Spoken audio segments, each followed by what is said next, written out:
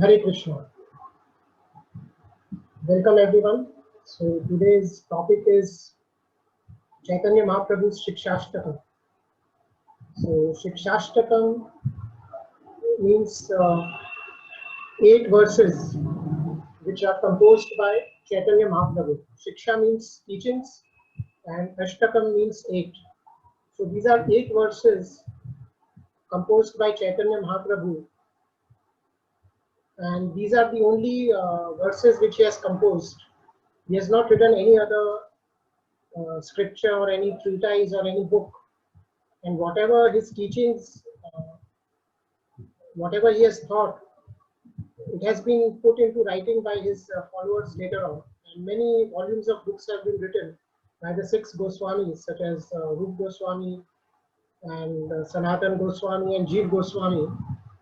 And Jeev Goswami has put all the philosophy of Chaitanya Mahaprabhu into the treatise called Shat Sandarbhas, 6 Sandarbha. Shat means 6 and Sandarbha. So it's a very exalted book. It's a big treatise, Shat Sandarbha, in which the philosophy of Chaitanya Mahaprabhu, that is Achintya Bheda Bhed Tattva, has been completely elaborated and explained by Jeev Goswami. So Jeev Goswami was a very big scholar. So Chaitanya Mahaprabhu has had left all the writing work to his followers, and we are followers of Chaitanya Mahaprabhu's disciplic succession, that is Gaudiya Vaishnava Sampradaya. So there are 4 authorized Sampradayas, and one of them is Chaitanya Mahaprabhu Sampradaya, and that is called Gaudiya Vaishnava Sampradaya. Brahma Madhva Gaudiya Sampradaya, that is the full name, because it comes within the Sampradaya of Lord Brahma. And within that there is Madhvacharya Sampradaya, and within that this particular Gaudiya Sampradaya of Chaitanya Mahaprabhu comes. So we will be discussing about Chaitanya Mahaprabhu's Shikshashtakam. And Chaitanya Mahaprabhu is Krishna himself. He appeared 500 years ago. So Chaitanya Mahaprabhu, Shri Krishna Chaitanya, Radha Krishna Nahi Anya. He is non-different from Radha and Krishna. When Radha and Krishna combine, they become Chaitanya Mahaprabhu. And Chaitanya Mahaprabhu is the most magnificent and most merciful incarnation of Krishna, and because he is appearing as a devotee. So when Krishna comes himself as God, he doesn't give the highest treasure of love of God. He keeps it, hidden. So in Bhagavad Gita, when Krishna came, he gave Bhagavad Gita, but he kept the treasure hidden. And what is that treasure? That treasure is love of Godhead. So that was 5,000 years ago when Krishna came. So Krishna, being in a formal capacity, as when he came as God himself. So therefore, he was not so very much merciful, and he puts in a whole deal of conditions. He says, first of all, surrender. Like in Bhagavad Gita, he makes a condition that you surrender. Sarv dharman parityajya mamekam sharanam vraja. So Krishna puts in a lot of conditions, whereas Chaitanya Mahaprabhu is the same Krishna, but he comes in as in the form of a devotee. Therefore, he puts no condition, and the most fallen people he has delivered, and he has given the highest treasure, that is love of Godhead. So Chaitanya Mahaprabhu appeared 500 years ago in Navadvip Dham, which is Mayapur now, and it was 500 years ago. It was the seat of all scholars. It was the most renowned place where all scholars used to live. And Chaitanya Mahaprabhu appeared there 500 years ago. Jagannath Mishra, he was a Brahmin, and he appeared to a Brahmin below a tree, neem tree. That is called, a neem tree means that in every household there used to be a tree mostly. So in Chaitanya Mahaprabhu's house, it was a neem tree. So therefore he was called as Nimai. Nimai because he was born below a neem tree. So he was a great scholar, Chaitanya Mahaprabhu, right from his childhood, because he's God himself. He's the composer of all the Vedas, as Krishna says, Vedanta Videva Chaham, Vedanta Krit Veda Videva Chaham. I am the creator of all the Vedanta and I am the knower of all the Vedanta. And I am the object of studying the Vedas. Why do we study the Vedas? We study the Vedas to understand God. So if suppose somebody studies the Vedas and he doesn't understand God, then that study is simply a labor. Shramastasya shramafalo yadenu eva rakshitam. So since Chaitanya Mahaprabhu is himself God, it is but obvious that he was a big scholar.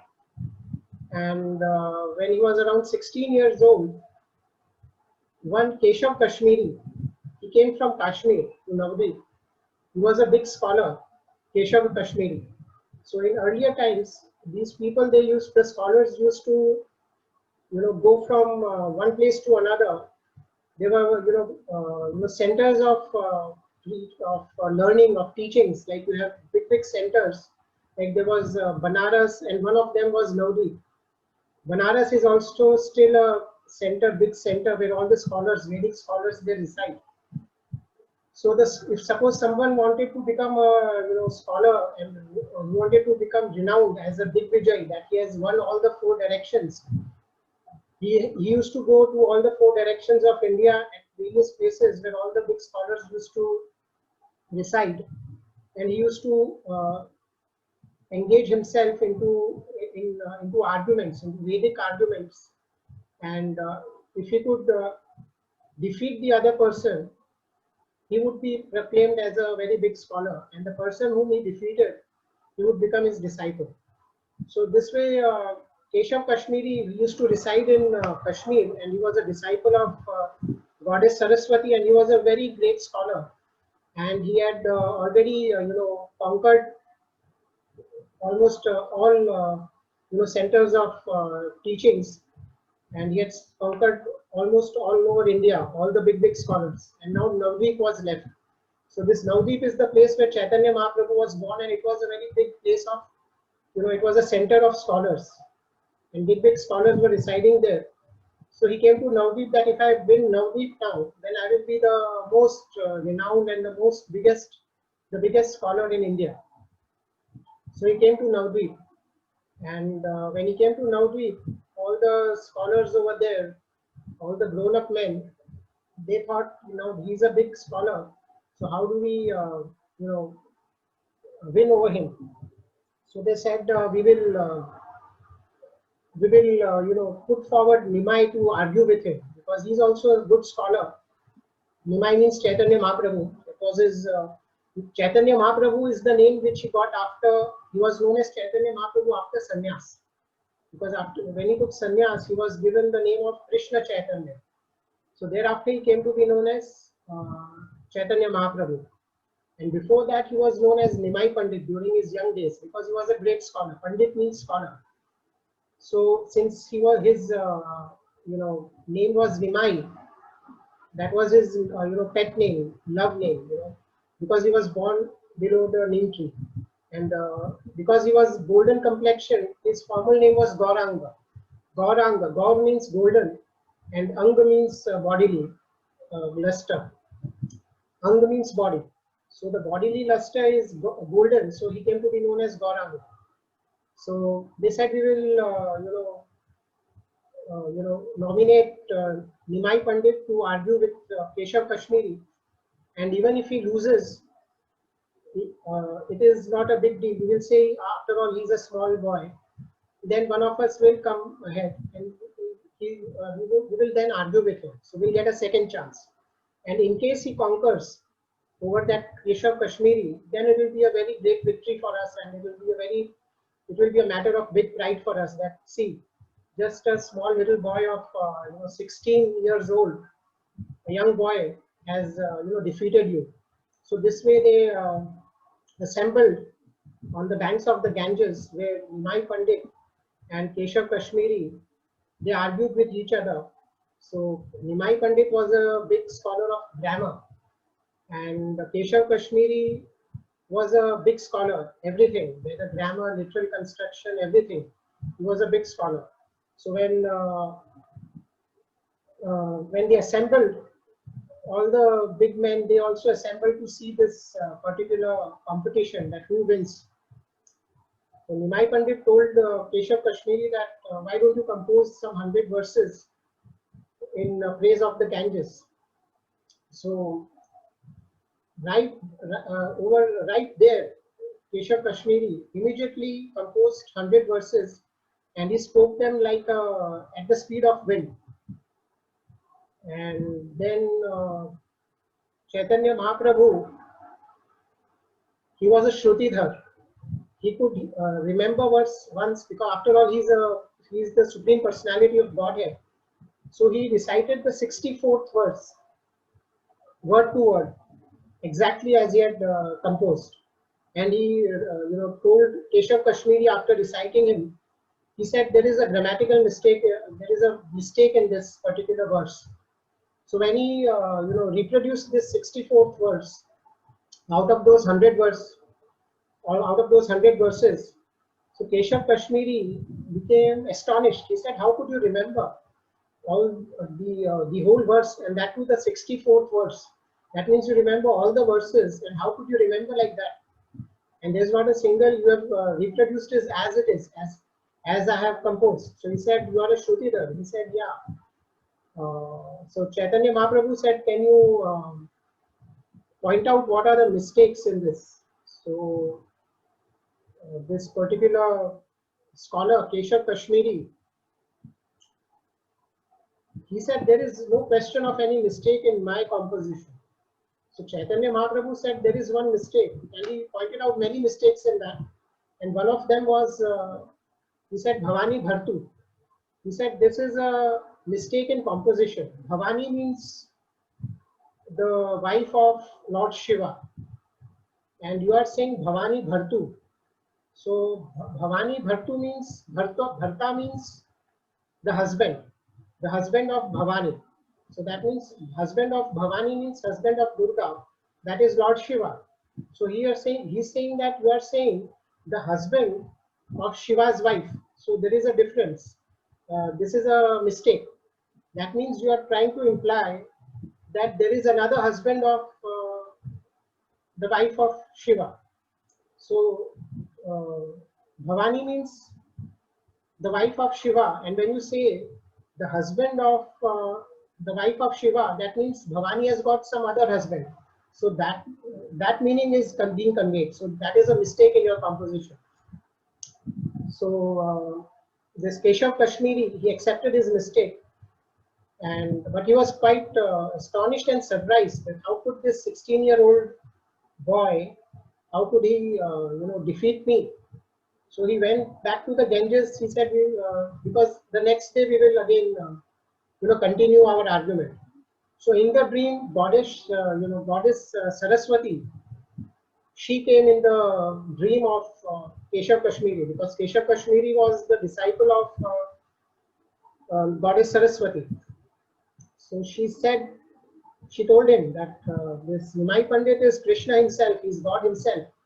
So you surrender unto him and you become his disciple, because he is God himself, and don't try to win over him. You can never win him. So he came to his senses. Next day he surrendered unto Chaitanya Mahaprabhu, so this is how a great scholar Chaitanya Mahaprabhu was, and still he did not write any scriptures. He just wrote these 8 Shikshashtakams. So we will discuss this Shikshashtakam, which contain the essence. It contains, these 8 verses contain the essence of all the scriptures, what we need to know. So today we will discuss about the first verse of Shikshashtakam, this 8 verse. So I would request you all to also read all these 8 verses, and it is available on the net. You can search out, and I will put it in the description also and give you a link. So from those links you can take out and read all those eight verses which Chaitanya Mahaprabhu has composed. So the first verse is Cheto Darpan Marjanam Bhava Mahadavarni Nirvapanam Shreya Kairava Chandrika Vitaranam Vidya Vadhu Jivanam Anandam Buddhi Vardhanam Pratipadam Purnamrita Swadanam Sarvatma Snapanam Param Vijayate Shri Krishna Sankirtanam. So in this particular first verse, the glories of Shri Krishna Sankirtanam, the glories of the holy name of Krishna is being described by Chaitanya Mahaprabhu. So this first verse says that this holy name of Krishna, Param Vijayate Shri Krishna Sankirtanam, all glories to the Sankirtan movement of Krishna. And what is the glory of this particular, Harinam, Krishna Nam, the holy name of Krishna? So Chaitanya Mahaprabhu says that Cheto Darpan Marjanam, cleanses your heart. So this holy name is, it can eradicate all our sins from the heart, because whatever miseries which we are experiencing is due to the sinful acts of our previous births, which are stored up within our heart, within our subtle body. So Cheto Darpan Marjanam, it cleanses. Like for our body, we use soap and water to clean our body. But there is another body. We have got this gross body and there is a subtle body. Subtle body is made up of mind, intelligence, and ego. That is confirmed by by Krishna in the 7th verse. That this subtle body is made up of mind, intelligence, and false ego, man, buddhi, and ahankar. So this, whatever sins we do, whatever our karma is, that is stored up within this subtle body. So at the time of death, this subtle body is not destroyed. The outer body is destroyed, but the subtle body remains. So it's like the software of this machine. So from based on the sinful activities and the good deeds, we get another body. And because of our sinful deeds, we cannot transcend, we cannot overcome the cycle of birth and death. So when we chant Hare Krishna, all our sinful acts, the mind becomes clean. It becomes cleansed, and once the mind becomes cleansed, the heart becomes pure. Then we are, qualified to enter into Krishna's abode and associate with Krishna. So this Cheto Darpan Marjanam. So this Chaitanya Mahaprabhu is saying that this particular, our heart is like a mirror. So this mirror is now very unclean. So when you clean this, how do you clean this particular mirror? So when we, a normal mirror, we can wipe out the dirt through ordinary cloth and water. But how do we clean this mirror? This mirror is cleaned by the Harinam, and this Harinam is the holy name of Krishna. Hari means Krishna and Nam means the name. So the holy name is the most purifying of all the different, whatever different kinds of processes that we have given in. There are many processes given in the Vedic literatures. So among all the different processes, Chaitanya Mahaprabhu is saying that this holy name is the best process. So this mirror, if the mirror is unclean, we cannot see ourselves. So similarly, our self means I am the body. That is, we are in this misconception. Why we are in this misconception? Because the heart is unclean. The mirror of the heart is unclean. So we cannot understand that who I am. Actually, I am not this body, I am the soul. So once the heart is cleansed, then we can easily understand that I am not this body, and we can see ourself. Ourself means the spirit soul. So when we start chanting Hare Krishna regularly, then we situate in our constitutional position that I am not this body, I am the soul, and I am a part and parcel of Krishna, and my duty is to serve Krishna. And then all the misgivings within the heart, they are completely cleansed, because now so much of impurity is there within the heart. Our devotion to Krishna is wavering. We are not steady. Why? This is precisely the reason, because we are not chanting, we don't chant, and because we don't chant, the heart remains unclean, and our faith, wavers. We are not steady.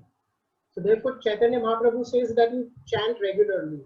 Cheto darpan marjanam bhav mahadavagni nirvapanam. So what will be the result?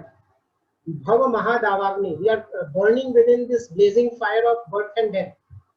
So the result of chanting Hare Krishna is that this blazing fire of birth and death, old age and disease, these are the four problems which we are facing: birth, death, old age, and disease.